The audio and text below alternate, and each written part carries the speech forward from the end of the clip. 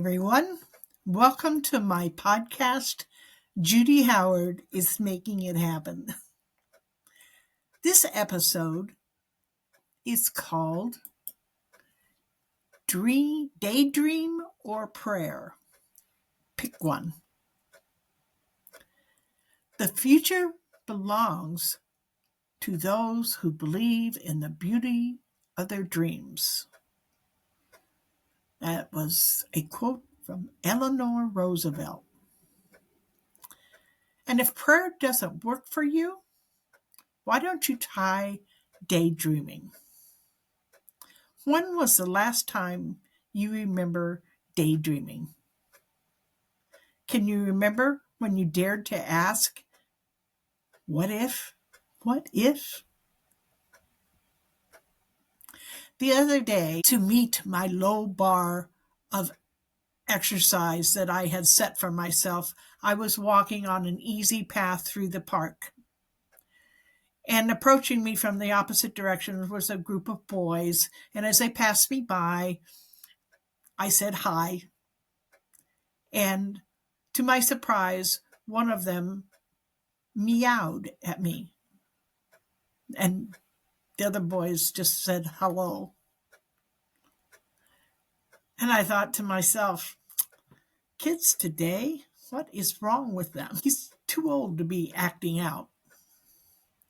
And then, just like that, a long ago memory popped into my head. And I sheepishly admonished myself. I don't know the root of that boy's behavior in the park, but I just recalled how 7 decades ago, when I was about his age, I spent most of my waking hours neighing and whinnying like a wild horse. Oh my gosh, everything in my being wanted to be a horse. My phase lasted long enough that my mother began complaining because I was wearing my jeans, the knees on my jeans thin, and they were fraying because I was galloping around on my hands and knees. I was galloping up and down the hallway as if I was exploring an adventurous path and I would gallop into the kitchen then, and I'd drink cool, clear water from a waterfall, which was the kitchen faucet. And then I would turn around and race back down the hallway, through the house, and then back into the kitchen, over and over, again and again. If anyone had asked me to explain my behavior, I don't think I could have. Thank goodness my parents were patient with me and did not scold me, because if they had insisted I stop, looking back, I don't know. I think something inside of me would have died if I'd had to stop doing that. So what was the root of my strange behavior anyway? Although it did not appear to be so, I was daydreaming. Today, I understand the impelling force that drove my obsessive behavior. I was lost in a dream world created by Walter Farley, the best-selling author of a children's book called The Black Stallion. Farley's words had painted this inspiring picture in my mind of a wild horse he called the Black. The wild stallion, the picture he painted was this wild stallion poising on a high ridge as he was surveying the rolling landscape that was spread out before him. And he acted as if he owned it. And his body glistened like polished onyx, and his feathery mane flowed over his muscular neck like a cape, and while his tail was gently waving in the wind.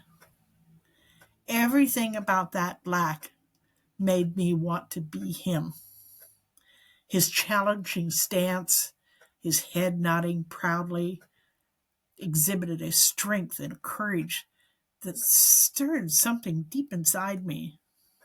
And when he ran, his hooves pounded the earth like war drums, and I could feel their thunderous power deep in my chest as he galloped across open fields like an eagle soaring on an air current.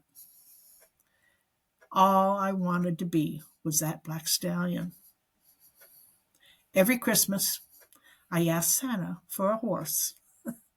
And every year on my birthday, before I blew my candles out, I wished for a powerful stallion like the black. My family was not the kind of people who prayed, so asking God did not occur to me. Instead, every idle moment was occupied, which wasn't occupied with homework or chores that my parents expected of me. My mind was left to wander and imagine that one day maybe I could be like the black. And because back then life was luxuriously slower, there was no TV, no cell phones. I was blessed with a lot of free time. But as I grew older, new adventures called to me. To my parents' relief, I am sure, my crawling around on all fours became an inconvenience for me. And anyway, my parents had their own dreams of how I should find freedom and independence. They didn't think owning a horse was the answer to that. My mother, being of a progressive type, decided she was going to teach me how to make money. So I put aside my dreams of owning a horse.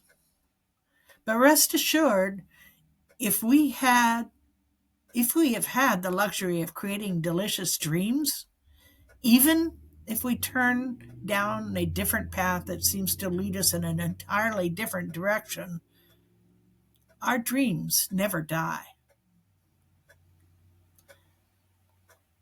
They are like prayers.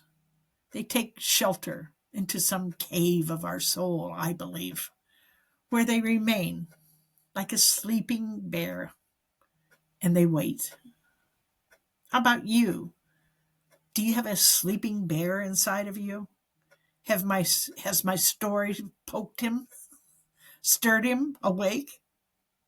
Have I reminded you of the wonder and the excitement you feel when dreaming about an impossible dream? Or maybe you just dismiss them as just dreams. But are they just dreams? Maybe you admit that dreams do come true, but only for some, and certainly not for you. You argue that your dream is entirely out of your budget, or you're not smart enough. Or maybe you think, just maybe, one day, far in the future, your dream will come true. Or maybe you think you're too old, or people will say you're silly. So in the end, you think, what's the use? Have we lost our ability to daydream?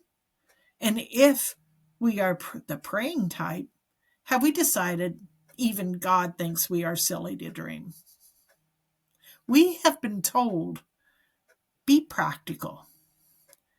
Daydreaming is a waste of time, and it distracts us from more important responsibilities.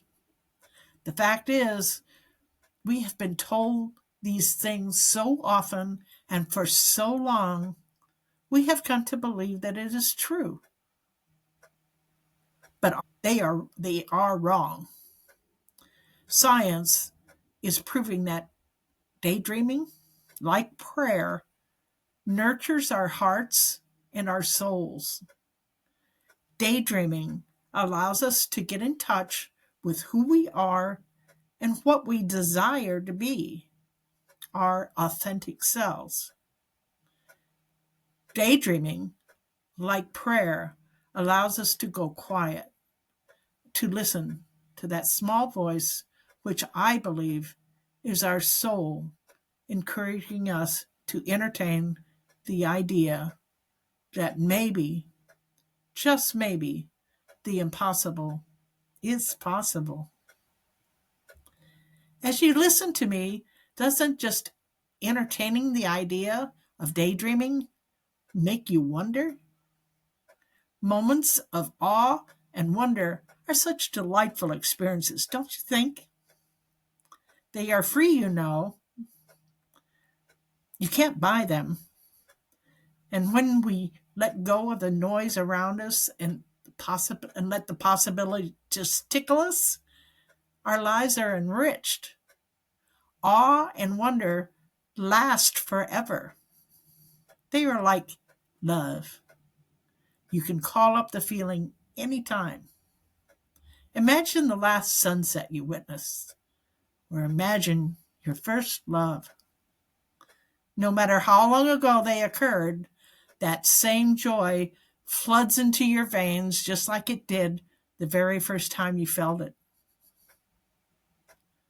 While my dream of owning a horse slept within me, I turned 15 and had worked and saved enough money to buy a horse and to pay its stable fees. But still, my parents refused to let me buy a horse. And then, as if maybe God intervened, the stable came up with the idea that they would rent a horse to me and I could take it home with me for the summer. And hallelujah, my parents agreed. The horse I rented was a Palomino, and his name was Trigger, like the TV cowboy's Roy Rogers horse. My dream had come true, at least for the summer. I became as obsessed with Trigger as I had been with the Black Stallion, who had only existed between the pages of a book in my head. But now, I could spend every spare dime and every spare moment riding horseback across open fields and down abandoned dirt roads, feeling as free as the wind. Trigger was my Black Stallion. And when people ask me, what's your best childhood memory? You can bet I tell them that it was every moment that summer that I spent with Trigger. Because I was living a dream I thought would never come true. Today I think about that boy who meowed at me as he passed me in the park that day. Again, I scolded myself for scoffing at his behavior when I thought about kids today. I'll bet the boy's heart had been stirred by a heroic cat character, like the Black Stallion had done to me. Perhaps the boy had identified with one of the big cats in The Lion King. Or maybe his hero was Winnie the Pooh's friend, Tigger. I hope so, because boys need to dream. Dreaming is not a silly notion. Our dreams carry us on a cloud of hope as we go through life, even if they are a sleeping bear for a while. At the age of 64, for me, an amazing thing happened. I enrolled in a creative writing course, only for fun, but instead I made an amazing discovery. Writing was a way of daydreaming on paper. I found out I had a lot to say, and as a result of that class, I published my first book, and then my second book. And by my third book, and because I'd gained more and more confidence with each book, I made a bold decision. I sold everything I owned except what would fit in my 24-foot motorhome. I rented my house out, and I didn't look back. I began traveling and could write my books anywhere. And here's what happened to me. Just like I had become lost between the pages of the Black Stallion stories when I was young, now, not only did I get lost in the passion of my new lifestyle as an author, but also the thrill of traveling consumed me.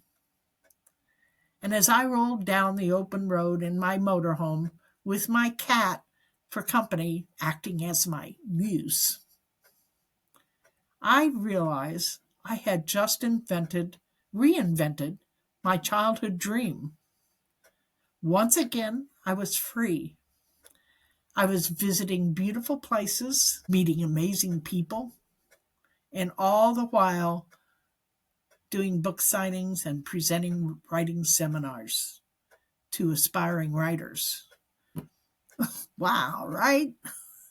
My motorhome had become my black stallion all over again. My life was just me, my cat, and the open road. And just like the black, I was racing across this beautiful countryside, chasing dreams for my stories. People began cheering me on. They were telling me I was everything from a firecracker to an inspiration. And then, because of their encouragement, I began to dream yet another possibility. Even though becoming an author, my God, was more than I could have ever imagined, I began to entertain an even crazier impossibility. Maybe I should take my career to the next level so that I might inspire even more people than just the writers in my seminars. Maybe I could become a motivational speaker. Who knows? Maybe even be a TED Talk speaker. Once more, I find myself entertaining a crazy idea like I had done when I imagined being the Black Stallion. Only instead of posing high on a ridge, I was on a stage, breathing in the power of the moment.